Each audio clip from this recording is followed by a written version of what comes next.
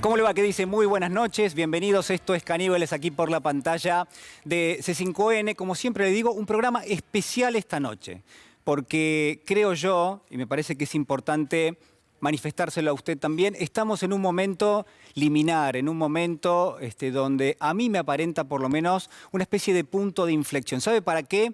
Para entender a qué está jugando la política y sobre todo un sector de la política. Un sector llamado oposición, que claramente está para ser oposición, pero muchas veces, y quizás este es el dato fundamental, está para romper esa especie de dicotomía, esa especie de dialéctica, de diálogo que se da en el marco de lo político y de la política, y que es muy deseable, por cierto. Siempre hablamos de la grieta, el doctor Ubeira siempre bromea que es un fanático, un seguidor de la grieta, y está claro que está muy bien que así sea.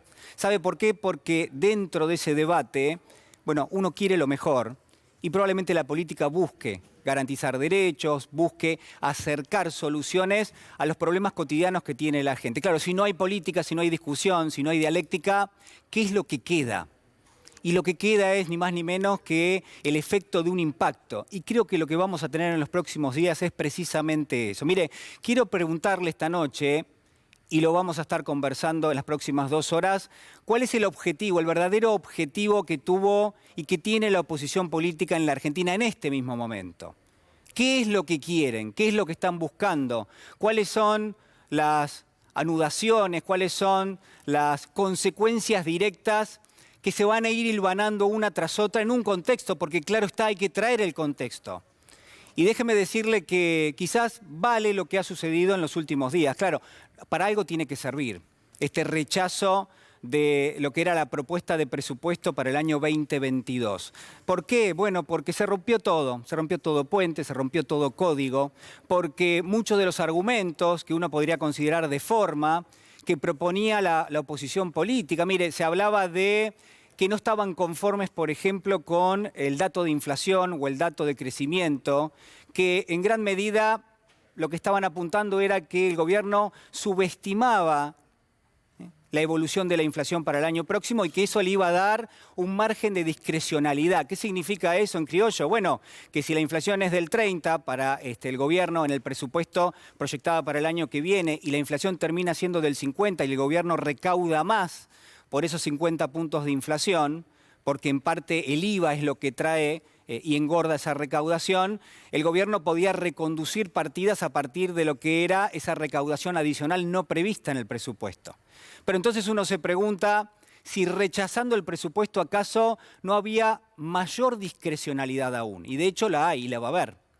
Entonces, ¿cuál era el fin ulterior que perseguía la oposición política? Fíjese que cada uno de los elementos, y este es un dato central, cada una de las objeciones que la propia oposición política ponía en la discusión, ponía sobre la mesa, amplificaba en términos de la discusión política a través de los medios amigos de comunicación, cada uno de esos elementos era desmentido no por el gobierno, no por los legisladores del Frente de Todos, sino directamente por la propia secuencia de los hechos.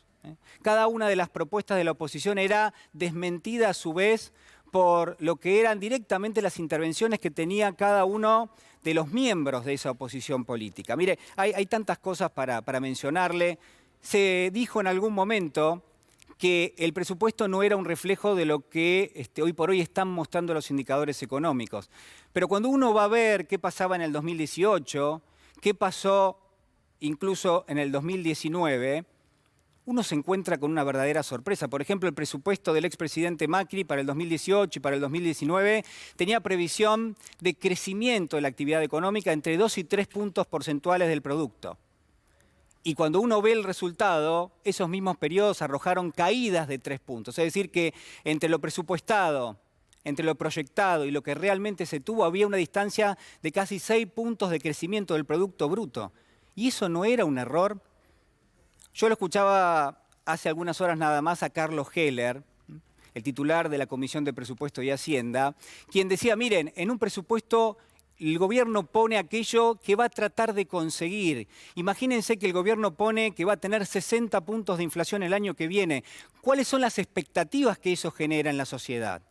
¿Cuáles son las expectativas que eso genera en quienes son formadores de precios? No tiene lógica alguna. establecer ese tipo de recorrido. Ahora, lo que yo quiero preguntarle, porque por supuesto hablamos de la discrecionalidad, de los datos, hablamos también del recorrido histórico, que en gran medida la oposición no quiere ni siquiera reconocer, porque no hablan de lo que ha sucedido en los últimos años en la Argentina, y la pandemia parece que no existe en los debates. Cada uno de aquellos miembros de la oposición política que discutieron en la comisión el presupuesto tenían prohibida la palabra pandemia. Parece mentira, pero en serio, tenían prohibido pronunciar la palabra pandemia en la discusión política. Y uno se pregunta si en gran medida el propio gobierno no cometió errores, ¿no? Errores y horrores en esa misma discusión. Está claro que está sumamente complicado el escenario, que los números no le dan al gobierno nacional para llevar adelante la votación del presupuesto, pero al mismo tiempo lo que estamos viendo es una oposición que está jugando a otra cosa y lamentablemente lo que yo le planteaba al comienzo como pregunta es ¿cuál es el impacto que esto tiene? Algo de todo esto mencionaba el presidente de la Nación, Alberto Fernández, hace algunas horas en la asunción de Máximo Kirchner como titular del PJ bonaerense. Escúchelo. Los que me dicen hay que cerrar con el fondo no me aprueban un presupuesto. No me aprueban el presupuesto y además me apuran. Y lo que es peor es que la deuda que piden que arregle son las que ellos tomaron.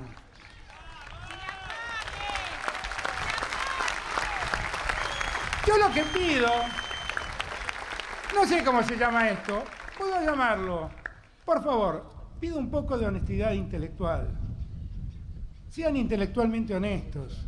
Dense cuenta que estamos tratando de resolver los problemas que ustedes crearon. Y si no lo hacen por honestidad intelectual, aunque sea callen por vergüenza. Porque vergüenza debería darle lo que fueron capaces de hacer. Ahora, a Cristina la dejaron sin presupuesto en el 2010, a mí me dejaron el presupuesto en el 2022. Pero miren, Cristina en el 2010 siguió gobernando. Y yo en el 2022 voy a seguir gobernando.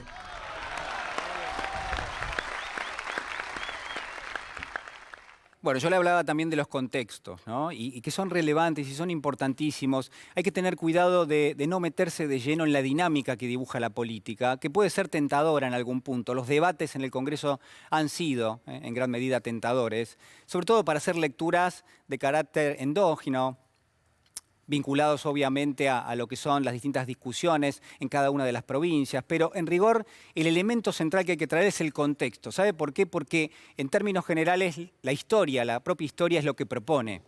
¿Qué pasó allá por el año 2001? Sino una secuencia de hechos que terminó con un desenlace realmente, creo, de los de mayor horror en la República Argentina. Pero lo interesante también es el recorrido que se hicieron. ¿Cuáles eran los juegos que jugaba la oposición política en aquel momento? La deshonestidad de carácter intelectual que había en el medio. Muchos de ellos iban a golpear las puertas del Fondo Monetario para decirle, miren, no le preste más al gobierno nacional. No le baje ningún recurso más al gobierno nacional. Era la propia oposición muchas veces que lo hacía. O eran algunos que lo que querían generar era una desestabilización. Y la pregunta que quiero hacerle es si no está pasando lo mismo. Si no debiéramos revisar las categorías de análisis, como sí o como no se hizo, vaya uno a saber, después del año 2001. Si no cabe una reflexión que es ni más ni menos que flexionar un poco más las categorías, que cambiarlas para poder analizar lo que está pasando. Me parece que nos estamos quedando cortos con lo que está pasando en la Argentina, que hay que preguntarse cuál es el verdadero objetivo político. ¿Cuál es? ¿Debilitar al gobierno acaso en este momento que tiene que negociar con el Fondo Monetario? Sí, por supuesto. Pero además hay otras cuestiones. ¿Volver más asimétrica la negociación con el Fondo Monetario? Sí, está claro que sí. Pero además, entorpecer la negociación con el fondo, volverla más lenta. ¿Sabe por qué? Porque viene en las próximas semanas realmente un escenario de dificultad enorme.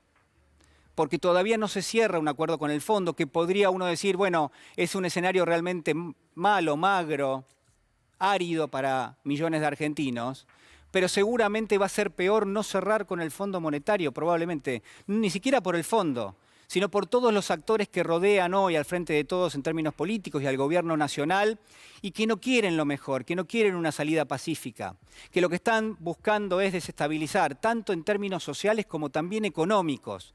Y si no, fíjese lo que pasó el viernes, la caída de los bonos soberanos de la Argentina, la suba del dólar blue, y esperemos que no suceda esta semana, pero lo que está detrás de todo esto tiene que ver con eso también. Tiene que ver con eso también, con desestabilizar, con debilitar al gobierno en este contexto y parece mentira con no reconocer a la deuda como el tema central del presupuesto y como el tema central de la economía en la República Argentina, que tiene, por supuesto, siempre un correlato en términos sociales. Vamos a empezar el programa, tenemos un gran programa, muchísimos invitados esta noche, mucha capacidad de análisis sobre todo, que es lo que de alguna manera siempre buscamos aquí en Caníbales, y empezamos con el siguiente.